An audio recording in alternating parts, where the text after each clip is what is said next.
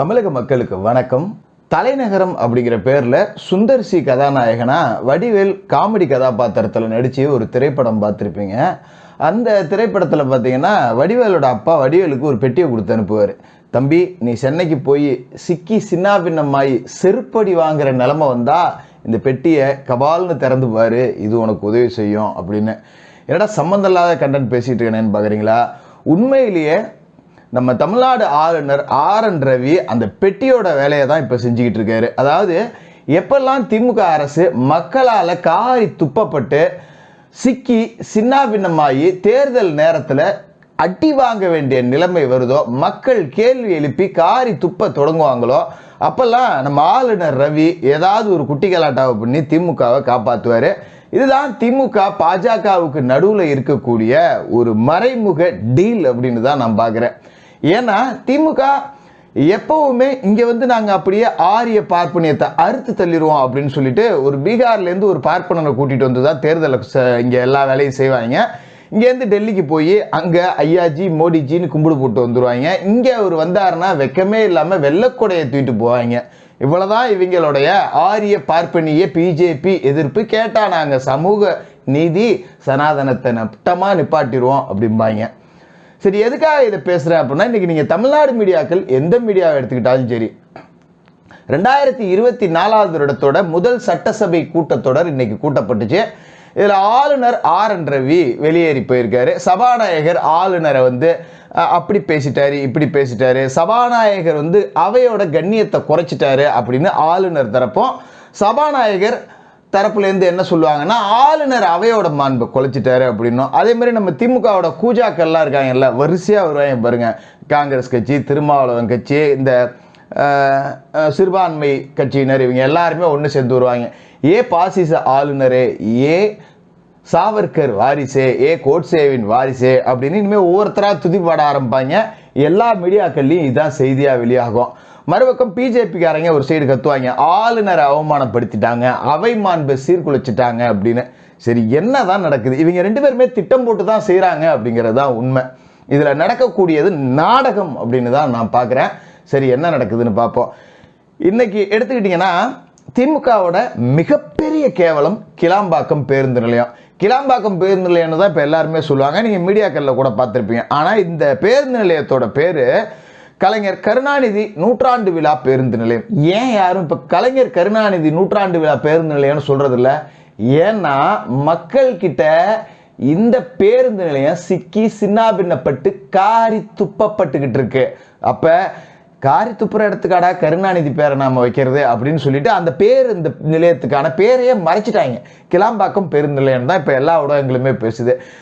மத்திய அரசுன்னு சொன்ன ஊடகங்கள் பூரா திமுக ஆட்சிக்கு வந்த பிறகு ஒன்றிய அரசுன்னு கடந்து உருண்டானுங்க. பார்த்தீங்களா? நம்ம காலங்காலமாக தமிழ் தேசியம் பேசக்கூடியவர்கள் சொல்கிறோம் ஒன்றிய அரசு தான். ஆனால் மீடியாக்களுக்கு திமுக சொன்னாதான் பின்னாடியே சொம்ப தூக்கிட்டு ஓடுறதுக்கு சரியாக இருக்கும். அதனால திமுக சொல்கிற வரைக்கும் அவங்களுக்கு மத்தியமாக தெரிஞ்சது, திமுக சொன்ன பிறகு தான் ஒன்றியமாக தெரிஞ்சுது. அதே மாதிரி வேலைகளை தான் இன்றைக்கி பண்ணுவாங்க. சரி, ஆளுநர் தரப்பில் என்ன விளக்கம் கொடுக்கப்பட்டிருக்கு? ஒரு உப்பு சப்பு இல்லாத விளக்கம் தான் கொடுக்கப்பட்டிருக்கு. ஆளுநரோட வேலை என்னன்னா, சட்டசபையில் ஆளும் கட்சியினர் கொடுக்க வேண்டிய, தயாரித்து கொடுக்கக்கூடிய அந்த ஆளுநர் உரையை படிக்க வேண்டியது. அந்த உரை முன்னாடியே ஆளுநருக்கு அனுப்பப்படும். அது மட்டும் இல்லாமல் அந்த உரைக்கு ஒப்புதல் பெற்று அதன் பிறகுதான் ஆளுநர் வாசிப்பார். இதுதானே நடக்குது. ஆளுநருக்கு திமுக அரசு உரை அறிவித்திருக்கு. அதையே இங்கே அவர் வாசிக்காமல் சில விஷயங்கள்லாம் எனக்கு பிடிக்கலன்னு சொல்கிறாரு.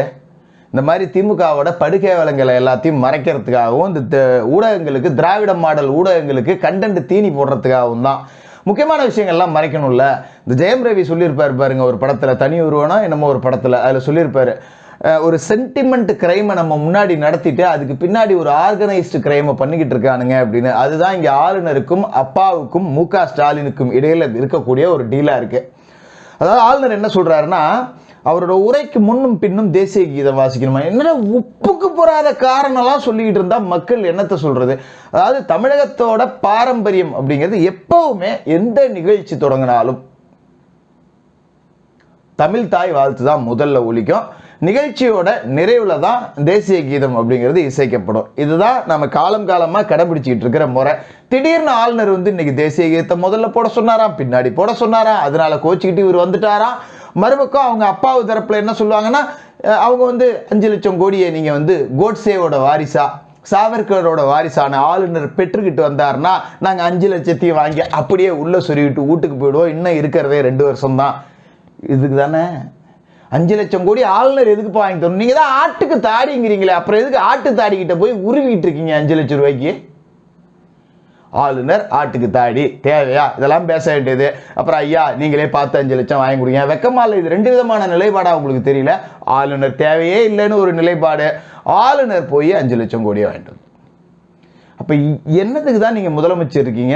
இப்ப நம்ம திராவிட மாடல் இளவரசரை துணை முதல்வர் ஆக்கிறதுக்கான முயற்சி நடக்குது. இத்தனை அமைச்சர் இருக்கீங்க, இத்தனை சட்டமன்ற உறுப்பினர்கள் இருக்கீங்க, 39 தொகுதியில உங்க எம்பிக்கள் தான் இருக்கீங்க, 38 எம்பிக்கள் நீங்க தான் தமிழ்நாட்டில் இருக்கீங்க.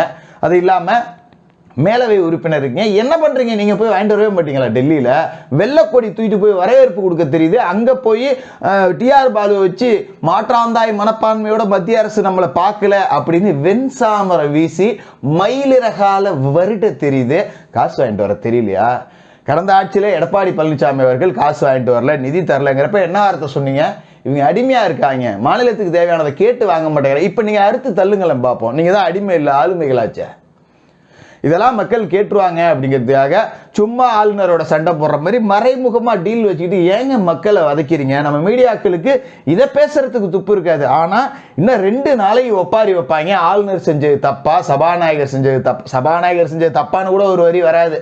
ஆளுநர் இப்படி நடந்திருக்க கூடாது, நடந்திருக்க கூடாதுதான் ஐயா, போராட்டம் நடத்துங்க, ஆளுநரை எடுத்து சபையை க்ளோஸ் பண்ணுங்க, அப்படியே நீங்க அப்படியே தீர்மானம் போட்டு தள்ளிடுறது எங்களுக்கு பத்தாது மக்களுக்கு இல்ல. 2 நாளைக்கு சபையை ஒத்தி வைங்க, ஆளுநருக்கு எதிராக பெரிய ஒரு போராட்டத்தை நடத்துங்க, ஆளுங்கட்சியால முடியுமா? ஏங்க இப்படி டிராமா போட்டுட்டு மக்களை ஏமாத்துறீங்க?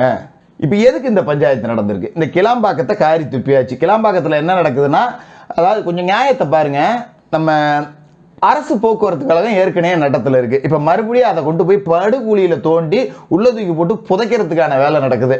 அதாவது ஆம்னி பஸ் பேருந்துகள்லாம் வந்து நாங்கள் கோயம்பேட்டிலேருந்து தான் வருவோன்னு போராட்டம் நடத்தி இப்போ அவங்கள கோயம்பேட்டுக்கு விட்டாச்சு. அப்ப அரசு பேருந்துகள் போய் கிளாம்பாக்கத்தில் இருக்கு. இப்ப சாதாரணமா இப்ப நான் வடபழனியில் இருக்கேன்னு வச்சுங்களேன், நான் திருச்சிக்கு வரணும். இப்ப நான் ஆம்னி பஸ்ல வரணும் அப்படின்னு வச்சுங்களேன், குறைஞ்சபட்சம் ஒரு 700 ரூபா இருந்தா ஸ்லீப்பர் ஏசியில் வந்துட முடியும். ஒரு 400 ரூபா 350 ரூபா இருந்தா உட்காந்துக்கிட்டு புஷ்பேக்ல ஆம்னி பஸ்ல என்னால் வந்துட முடியும். எனக்கு வடபழனிலே நின்று நான் அங்கேயே பஸ் ஏறிக்குவேன் ஆம்னி பஸ்ல. அதே நான் கிளாம்பாக்கம் போகணும்னா 2 மணி நேரத்துக்கு முன்னாடியே கிளம்பணும் அரசு பேருந்தில் போகிறதுக்கு. அங்கேருந்து நான் கிளாம்பாக்கறதுக்கு போகிறதுக்கு 2 மணி நேரம், அங்கேருந்து ஆட்டோ பிடிச்சி போனோம்னா அதுக்கே 200-300 ஆகிடும். ஆம்னி பஸ்ஸை விட இதில் அதிக செலவு நமக்கு வருது, தேவையில்லாத நேர விரயம். அப்போ நான் ஆம்னி பஸ்ஸை தானே தேர்ந்தெடுப்பேன். அப்போ ஆம்னி பஸ் ஓனர்கள் சம்பாதிப்பாங்க, அரசு பேருந்து கழகம் குப்பைக்கு தான் போகும், இழுத்து மூடப்படும். அரசு போக்கு, அதாவது கவர்மெண்ட் பஸ்ஸில் போகணும்னு நினைக்கிற ஏழை எல்லாம் கஷ்டப்பட்டு மேலே 10 ரூபா செலவு பண்ணி கிளாம்பாக்கம் போய் அங்கே பேருந்து நிலையத்தில் குடிக்க தண்ணி இல்லாமல், திங்கிறதுக்கு சோறு இல்லாமல், கை குழந்தைகளை வச்சு கஷ்டப்பட்டுக்கிட்டு போகிற வர்ற ஆட்டோக்காரன்ட்ட 100-200 அழுதுட்டு அங்கே போய் வரிசையில் நின்று காசு இல்லாதவன் ஏறி போவான். ஆனால் காசு இருக்கிறவன் சொகுசு ஆம்னி பஸ்ஸில் போவான். வெக்கமா இல்லையா அவங்களுக்கு இந்த மாதிரி திட்டங்கள் தீட்டுறதுக்கு? இதை கேள்வி கேட்கக்கூடாது, ஆளுநரை ஒம்பளத்து வச்சாச்சு. சரி, இப்போ ஸ்பெயின் போயிட்டு வந்தார் முதலமைச்சர், என்ன முதலீடு வந்துச்சு, என்னென்ன கம்பெனி, ஒன்றும் வரப்போறது இல்லைங்கிறது நமக்கு தெரியும், நீங்களும் பொறுத்து இருந்து பார்த்துங்க. இப்போ இந்த ஸ்பெயின் பயணத்தை பற்றி அவர் வந்த பிறகு யாருமே பேசல பார்த்தீங்களா? எங்கே பேசிடுவாங்களோ அப்படின்னு தான் இன்னைக்கு இப்படி ஒரு பஞ்சாயத்தை கூட்டுறது. அதே மாதிரி இன்னைக்கு வந்து வேங்கை வயல் சம்பவம் முடிஞ்சு கிட்டத்தட்ட 1.25 வருஷம் ஆச்சு. வேங்கை வயல் குடிநீர் தொட்டியில் மலம் கலந்த சம்பவம் நடந்து 1.25 வருடம் ஆச்சு. ஆனால் இன்னைக்கு அந்த வழக்கை விசாரிச்ச டிஎஸ்பியான பால்பாண்டி மாற்றப்பட்டு இன்னொரு டிஎஸ்பியான கல்பனா விசாரணை அதிகாரியா நியமனம் செய்யப்பட்டிருக்காங்க. அப்ப 1.25 வருடம் ஒரு அதிகாரி விசாரணை செஞ்சு என்ன கண்டுபிடிச்சிருக்கார்? கொஞ்சமாவது மனசாட்சி இருந்தா நாம யோசிச்சு பார்க்கணும். இப்ப இந்த மாதிரியான விஷயங்கள் எல்லாத்தையுமே திசை திருப்புறதுக்கு ஆளுநரோட சண்டை போடுறேன், நாங்க பார்ப்பனியத்தை வேற இருக்கிறோம், சனாதனத்தை நட்டமா நிப்பாட்டுறோம், அப்படியே சமூக நீதியை நிலைநிறுத்துறோம், பெண்களுக்கு நாங்க தான் பாதுகாப்பு, எல்லாத்தையுமே சொல்லிட்டு என்னத்தை செஞ்சிருங்க? சரி, ஆளுநர் சில உரைகளை என்னால படிக்க முடியாது, எனக்கு உடன்பாடு இல்லை. சரி, அது என்ன சொல்லுங்க. கடந்த வாட்டி ஆளுநர் உரையின் போது தமிழகம் அமைதி பூங்கா அப்படின்லாம் வடை சுட்டாங்கல்ல, இப்போ சுட்டு பாருங்களா, அது மாதிரி தான் ஏதாவது எழுதி இருந்திருக்குமோன்னு எனக்கும் சந்தேகம் இருக்கு. திட்டமிட்டே செஞ்சிருப்பாங்க. திட்டமிட்டே செஞ்சிருந்தாலும் அது முன்கூட்டியே ஆளுநர்கிட்ட கொடுக்கப்பட்டது தானே, அப்பவே அது ஆளுநர் நிராகரிச்சிருக்கலாம்ல. நான் அடிக்கிற மாதிரி அடி, நீ அழுகுற மாதிரி அழு. இவ்வளவுதான் ஆளுநருக்கும் திமுகவுக்கும் பாஜகவுக்கும் திமுகவுக்குமான மறைமுக டீல் அப்படிங்கிறது போயிட்டு இருக்கிறதா தான் நம்புற. மக்களே முடிவை நீங்க எடுத்துங்கன்னு கேட்டுக்கிட்டு இந்த வீடியோவை நிறைவு செய்கிறேன்.